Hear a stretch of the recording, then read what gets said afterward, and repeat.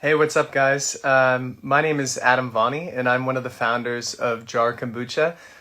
You might recognize our brand from these little bottles here, if you're tuning in and you just started following us now. But I'm going to be speaking for the next 30 minutes about the history, the science, and the health benefits of kombucha as part of the Online Fermentation Festival organized by the Sauerkraut people, Joe Webster, and Wondergut. And I recommend you go to the link in our bio, wondergut.com, to see all the other amazing people presenting on Instagram Live throughout the day. And then at the end of the day, there's also going to be a Zoom call with some of the most amazing presenters. And they're going to sort of sum up the day and talk about different things. So thanks for tuning in, everybody. So I'm just going to dive right in. I'm going to start talking about the history first and then a bit about the science and the health benefits. And this might not take up the whole half hour that I have. So if anybody has any questions about kombucha fermentation, anything that I'm talking about, or any kind of fermentation in general, just feel free to post in the comments and I will try and answer those for you at the end of this.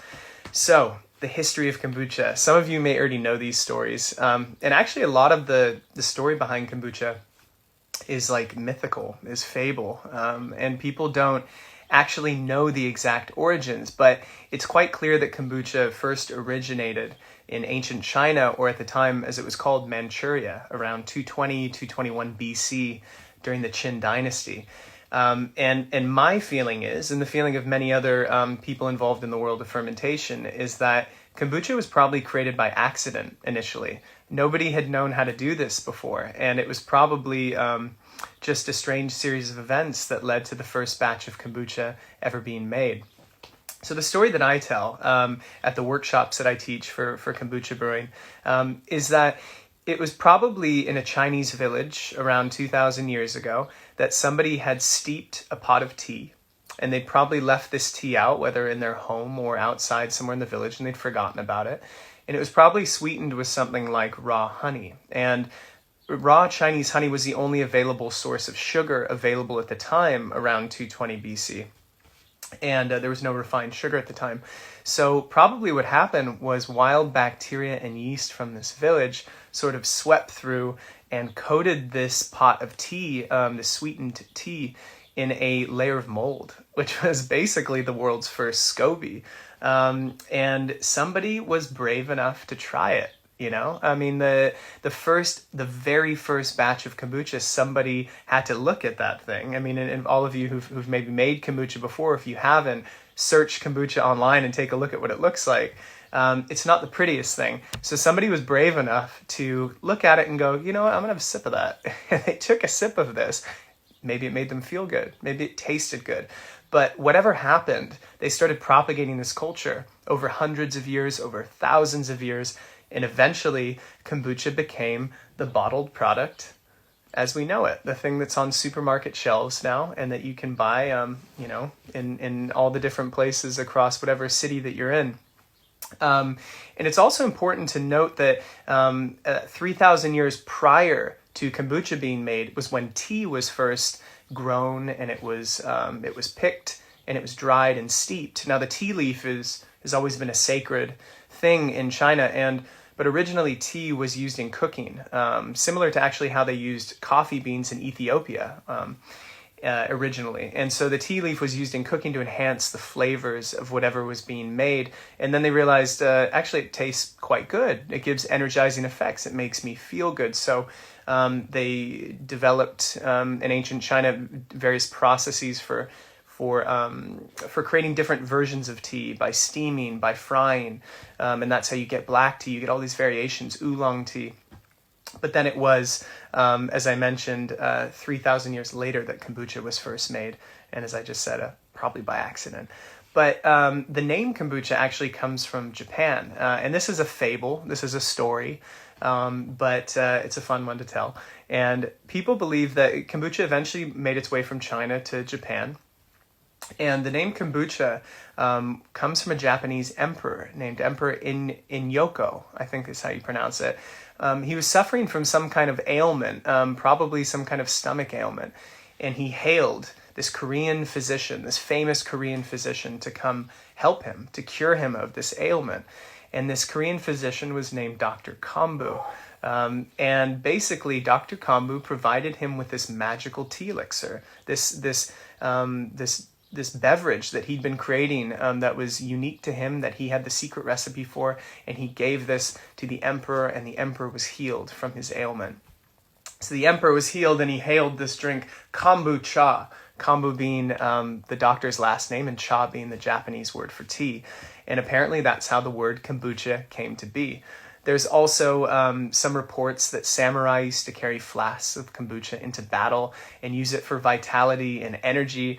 Kombucha was sort of, was like an early day energy drink that was used by samurai before they went into battle. And they'd carry it in little hip flasks and they'd have sips of it to keep their energy up. But eventually kombucha worked its way across the Silk Road. And according to some studies, it said that kombucha worked its way originally from Mongolia to Poland, from Polish workers that were working in the East. And they brought this recipe with them and shared it with their families. And eventually it worked its way into Russia and other parts of Eastern Europe. It was actually common as a home-brewed soft drink. It was actually more of a peasant's soft drink. It was made on farms. It was produced very cheaply. All you needed was tea, sugar, and an inherited SCOBY, the symbiotic culture of bacteria and yeast. And it was drank by families, and it was consumed at meal times. It was medicinal, but it was also social. And actually, in many of the workshops that I've taught across the UK, every few workshops, there's someone of Eastern European descent, often Russian descent. And I had a woman, probably 6 months ago now, or 8 months ago, say that my grandmother used to make kombucha for me and my brothers and sisters, and she would brew it under the kitchen sink, so it was out of eyesight from the children because it looked so scary. And this woman had been drinking kombucha since the age of 2, and her mother had been drinking it, and her grandmother had been drinking it. So it's something that was quite common in parts of Eastern Europe, particularly Russia and Poland, from the late 1800s until the late 1980s when the Soviet Union collapsed. So kombucha first was this sort of soft drink that was brought over by Polish workers, and it was consumed on farms and households and in various ways. And then it sort of became a alternative soft drink. There's an amazing article in the LA Times, which I think you can find online, about the spread of kombucha around the world and its origins, particularly in parts of Eastern Europe and Russia, which is really interesting. And so it talks about the fact that before the Soviet Union collapsed, people didn't have access to Coca-Cola and Fanta and Sprite. So they would consume kombucha as this alternative soft drink. In the moment that the Soviet Union collapsed, the market was flooded with Western soft drinks. And people suddenly had access to all these sugary, artificially produced drinks, and they stopped making kombucha.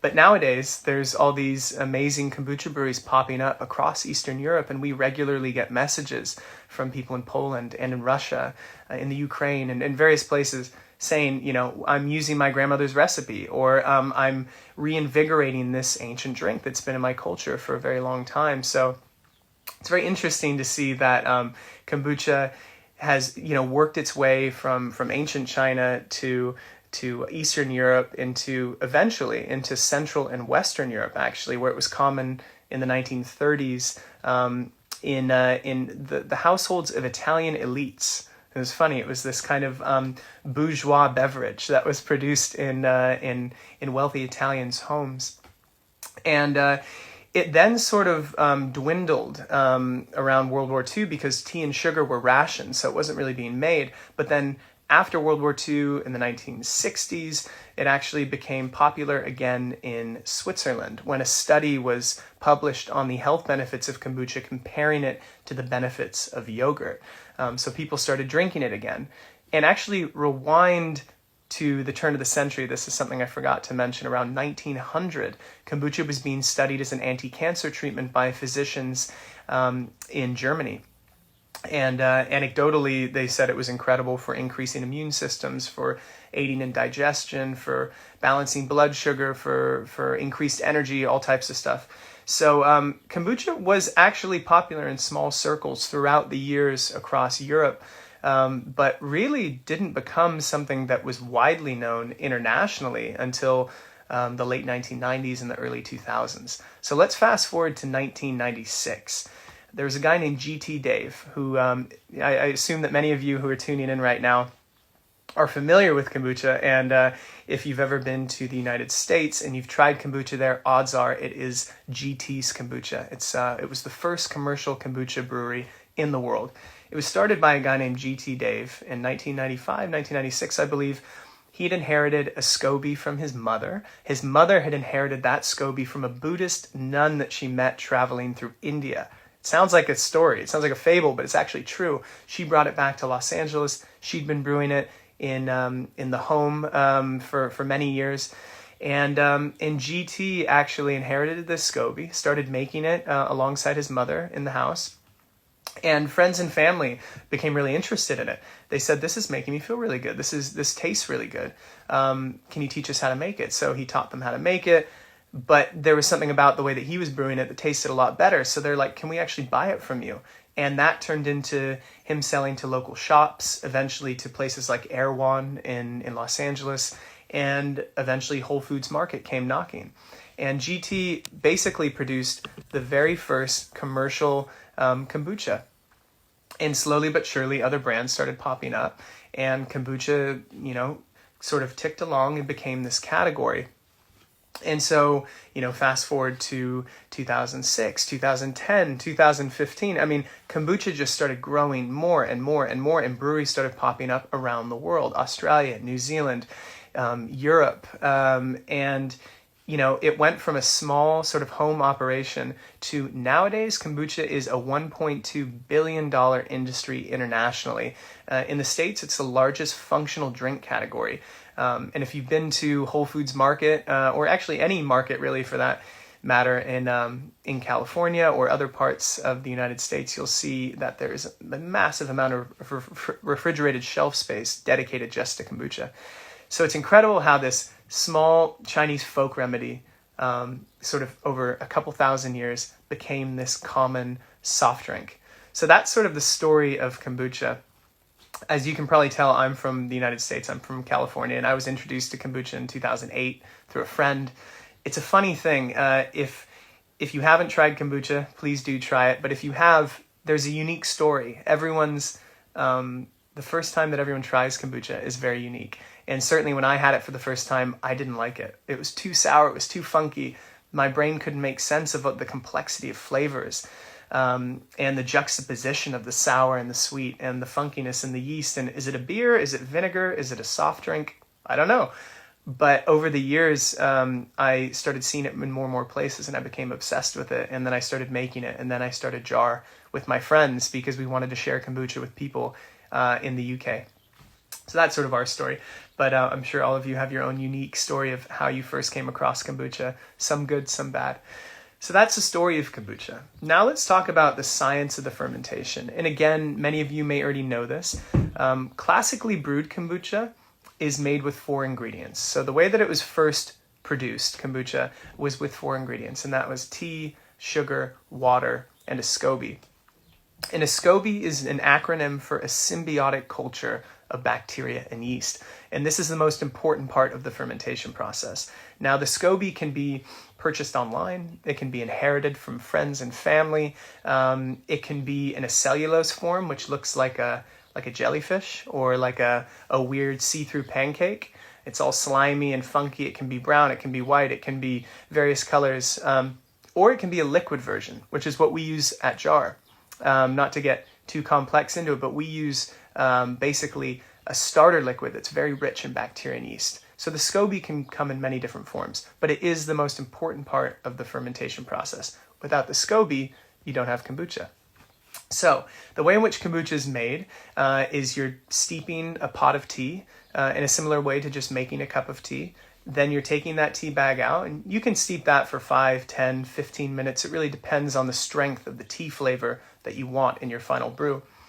And then you're adding your sugar. The sugar is a very important part of the fermentation process because it is the food or the fuel for your SCOBY.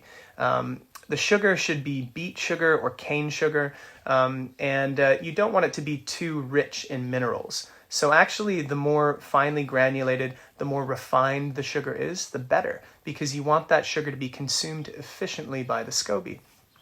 So we just use a white cane sugar, organic, of course. And what happens is you add that sugar, you stir it around, it dissolves into your hot tea. You cool that tea down to a temperature that's safe to introduce your SCOBY into. Because if you pour your SCOBY into hot tea, it will kill the bacteria and it will disrupt your fermentation process. So you want to make sure that water is below 45 degrees Celsius. So that's why you cool it down. And then the most important part, you introduce your SCOBY. Now, what's happening during this process is there's a symbiotic relationship between the bacteria, the yeast, and the sugar. And in scientific terms, the sugar is called sucrose. So what initially happens is the yeast comes into contact with the sucrose. It gobbles it up and it splits it into two things. It splits it into fructose and glucose. And also, actually, ethanol. It produces a little bit of alcohol. And then in a symbiotic relationship, the bacteria comes in, it consumes that fructose and converts that into acetic acid. Acetic acid is basically vinegar. It's that sour flavor that kombucha is famous for. It then converts that glucose into gluconic acid, which is another type of acid that you find naturally in fruits. So you actually find it often in wine, in cider. It contributes to that sour apple acidity without being too vinegary. So those are the two main acids produced in kombucha. There can also be lactic acid produced as well, but generally speaking, you're going to find more acetic acid and gluconic acid.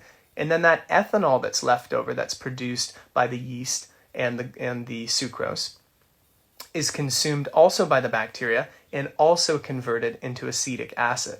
So it's really the interaction between the sugar and the yeast initially, and then that sugar splits into two other types of sugars, the fructose and the glucose, and also the ethanol, and then the bacteria gobbles those up and converts those into beneficial acids. So what you're left with is sort of essentially a fermented tea that is sour, that is sweet, that has gone through this process of transformation over the course of anywhere between 7 to 21 days, depending on how you brew your kombucha. And if you are brewing at home, we recommend that you always ferment for at least 5 days minimum.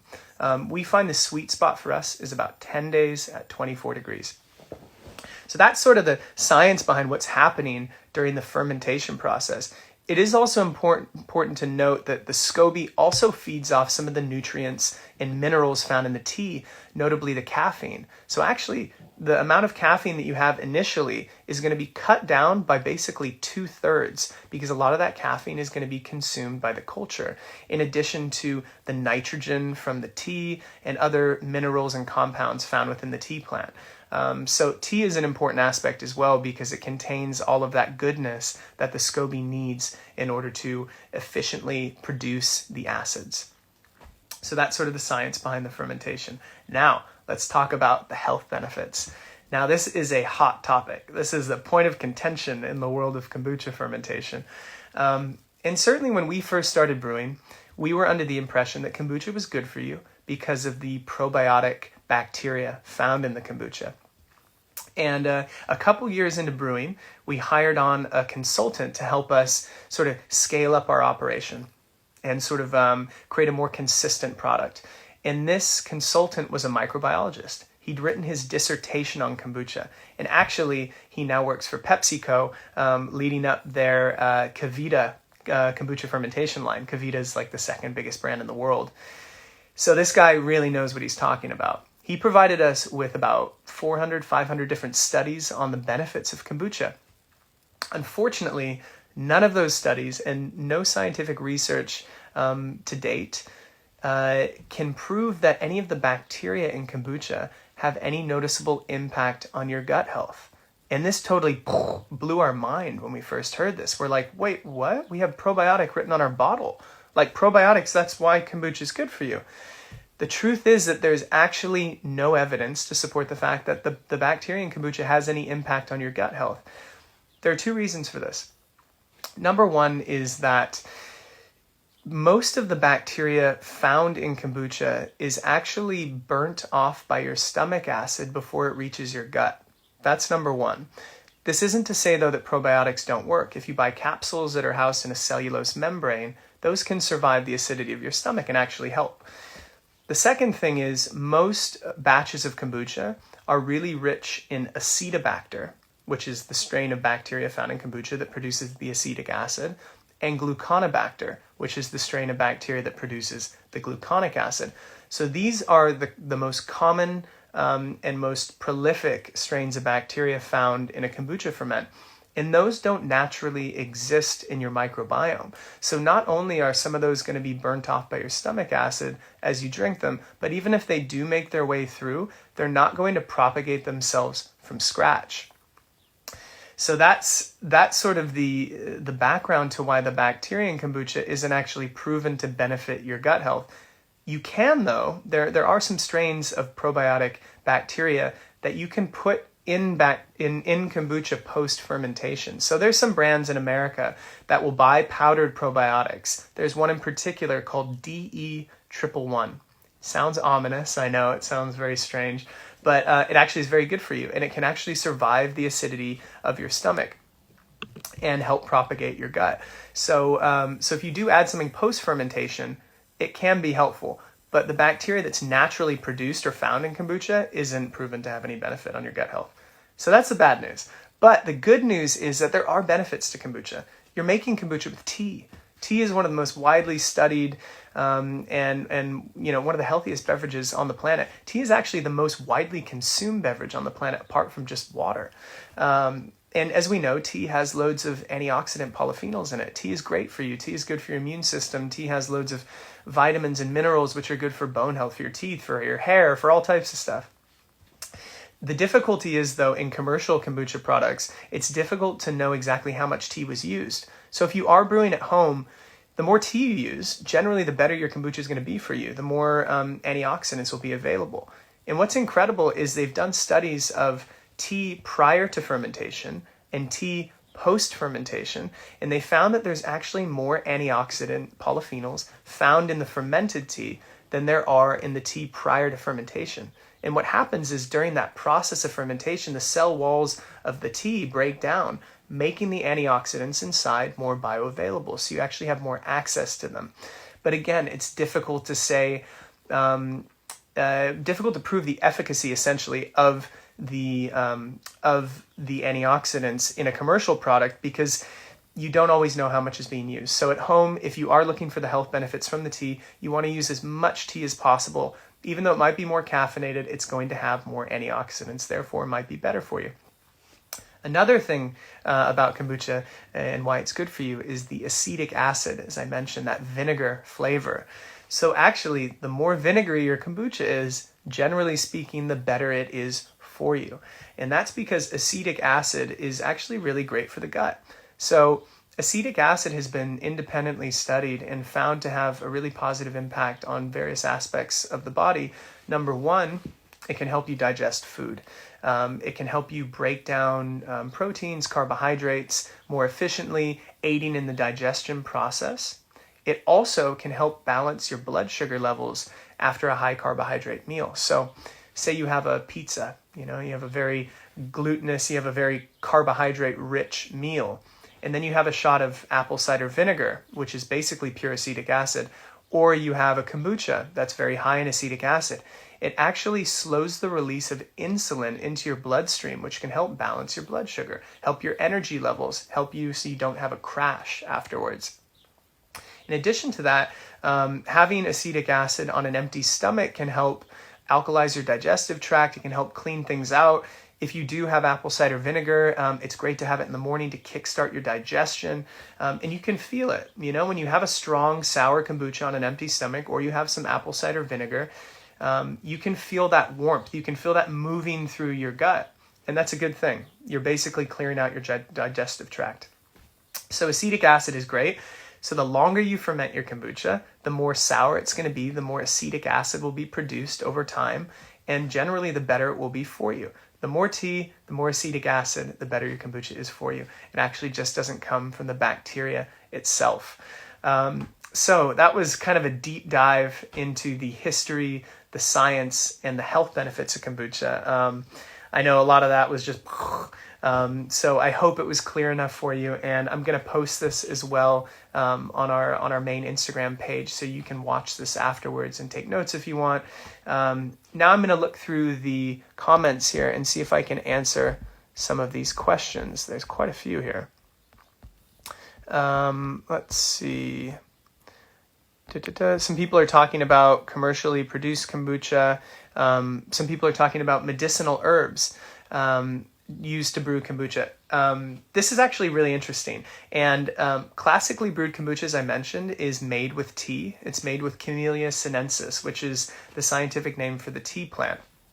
And that contains the caffeine. It contains a lot of the nutrients that and the minerals and the nitrogen that are necessary for the SCOBY to essentially do its work in the best way. But you can also ferment anything, any kind of dried matter whatsoever, plant matter, anything, dried fruit, whatever you want. And we've made kombucha from fig leaves that we picked from right outside the brewery fresh. We steeped those in hot water and we fermented those. And you can get incredible flavors. Over time, the health of the SCOBY is not going to be as strong because the SCOBY does need a lot of the things that you find in the Camellia sinensis leaves. But you can do quite a few brews using just something like a fig leaf or a hemp leaf. Or we use something called guayusa, which I recommend you guys check out. Guayusa is one of my favorite leaves. It's an Amazonian holly tree native to Ecuador and Brazil and Peru. Similar to yerba mate, but contains high levels of theobromine, caffeine, and theanine, so you don't have a crash, but it gives you this really balanced form of energy, and you can steep that. You can steep anything you want in hot water, and you can add sugar to it, you can add your SCOBY to it, and you can ferment it for a period of time. That's the beauty of fermentation. And in my my experience, kombucha doesn't just have to be tea.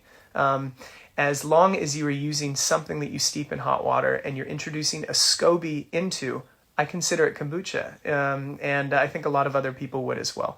So that's definitely something to check out if you're brewing at home.